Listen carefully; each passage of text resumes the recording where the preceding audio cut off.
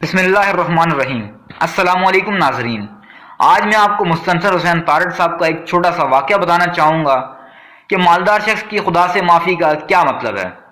London کا مشہور Royal Albert hall تماشائیوں سے کھچا کھچ بھرا ہوا تھا، سب کی نظریں پردے پر گڑی ہوئی تھی، ہر ایک آنکھ اپنے پسندیدہ سٹینڈ اپ کامیڈین کی ایک جھلک دیکھنے کو بے قرار تھی۔ چند ہی لمحوں بعد پردہ اٹھا اور اندھیرے میں ایک روشن چہرہ جگمگایا، جس کو دیکھ کر تماشائی اپنی سیٹوں سے کھڑے ہو گئے اور تالیوں کی گونج میں اپنے پسندیدہ کامیڈین کا استقبال کیا۔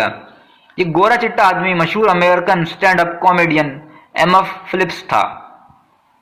اس نے مسکراتے ہوئے چہرے کے ساتھ ہاتھ اٹھا کر اپنے چاہنے والوں کا شکریہ ادا کیا اور بڑی ہی گمبھیر آواز میں بولا، دوستو، میرا بچپن بہت ہی قسم پرسی کی حالت میں گزرا تھا۔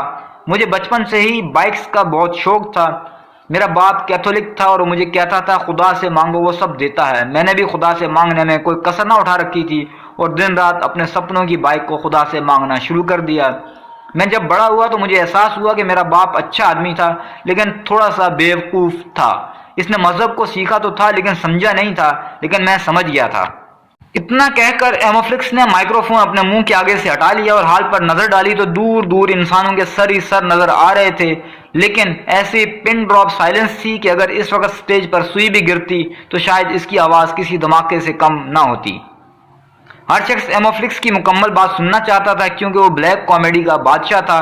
وہ مذاق ہی مذاق میں فلسفوں کی گتھیاں سلجھا دیتا تھا۔ ایمو نے مائکروفون دوبارہ اپنے ہونٹوں کے قریب کیا اور بولا، میں بائک کی دعائیں مانگتا مانگتا بڑا ہو گیا لیکن بائک نہ ملی۔ ایک دن میں نے اپنی پسندیدہ بائک چرا لی، بائک چرا کر گھر لے آیا اور اسی رات میں نے ساری رات خدا سے گڑ گڑا کر معافی مانگی، اور اگلے دن معافی کے بعد میرا ضمیر ہلکا ہو چکا تھا اور مجھے میری پسندیدہ بائک مل چکی تھی۔ اس سے آگے اس چھوٹی سی سٹوری کا ٹرننگ پوائنٹ پاکستان کی طرف موڑتے ہیں۔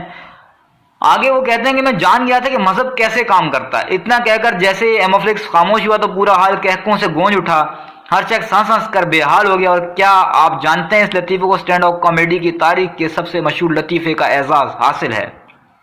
اتنا کہہ چکنے کے بعد ایموفلپس نے پھر سے مائکروفون ہونٹوں کے قریب کیا اور بولا، اگر تم کبھی کسی مالدار شخص کو خدا سے معافی مانگتے دیکھو تو یاد رکھنا وہ مذہب سے زیادہ چوری پر یقین رکھتا ہے۔